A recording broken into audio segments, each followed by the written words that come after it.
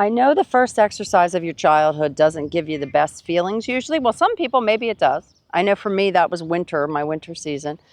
But so you don't want to stay in that. You kind of want to go through that exercise and get right into this one. So this one, maybe it sounds a little dark, but it's good to start with the end in mind. So there's something about somebody that has lived their whole life that is a rawness to them. That I was a geriatric social worker right out of college.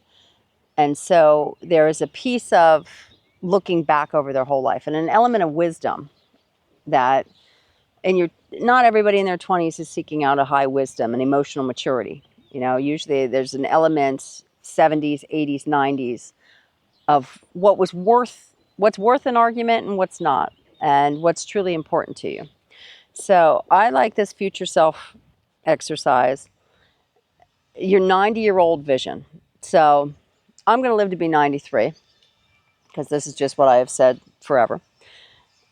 But when I look back on my life, what would I want people to say? You know, what's your eulogy going to say about you? You know, like, and part of that, I wouldn't put too much in the eulogy, but part of it is if you're sitting there looking back at your life, sitting in a rocking chair, thinking about my whole life, what do you want people to say about you? What are some traits? You know, were you kind? Were you loving? Were you contributing? Were you a funny person? Were you devout? You know, were you an amazing spouse? Were you whatever it is? You know, how did you live your life? You know, where did you live? Did you live safe or did you live big? You know, were you brave? Did you do brave things in your life? Or did you play it safe? And it's okay. Some people really want as safe as they can make it in their lives. The only caution with that is you can try and play it as safe as you want, and God's just laughing at you because you don't know what's coming. Murphy's Law is always there. So what accomplishments did you achieve in your life? You know, what does that look like? Did you leave a legacy? Did you think about your grandchildren? Or did you think about, you know, your nieces and nephews? Did you think about whatever it is for you?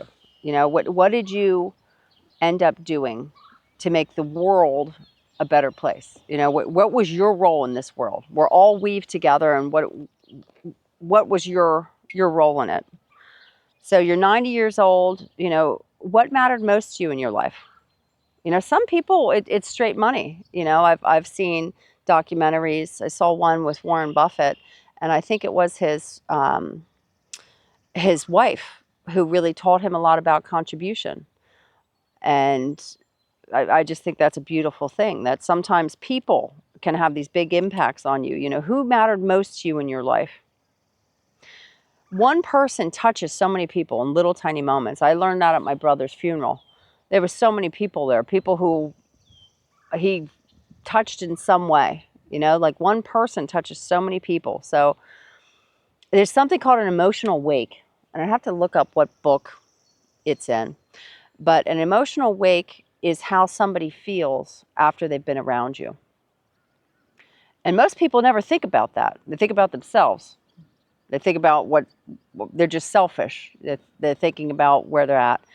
A lot of times older people can start to think a little bit deeper. You know, working on emotional maturity is one of those things. But the emotional wake is how people feel after they've been around you. So what does that look like? What kind of relationships did you build? Did you truly have deep relationships? Did people really know you and you really knew them? Or was it this safe exchange? What are you most proud of? And I could tell you from doing geriatric social work, when people were on their deathbed, it was never how much money they made. It wasn't how many hours they worked.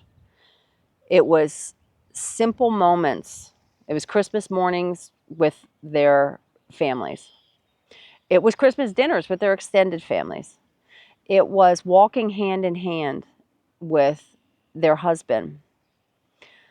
It was little moments, family vacations, all of these beautiful things, these moments of connection that ultimately really define, in my humble opinion, so much of a person's life is those connections that they make and being vulnerable enough to have those connections.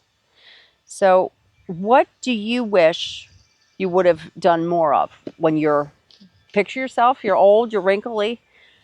Uh, what do you wish you would have done more of? There's a Tracy Ullman, the comedian skit, where she's like, I wish I would have played more Candy Crush. You know, like, what are you spending your time on?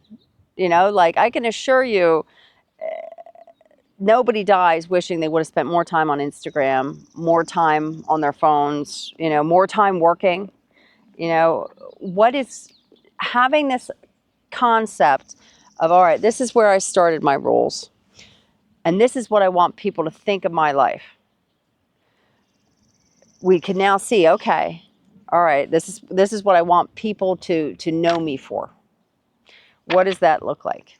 So this one can be a lot of fun. So take a little bit of time and think about that. You know, like, are you going to be a snowbird? You know, I'm in Pennsylvania, so 90 years old, maybe I might spend a little bit of time someplace warm in January.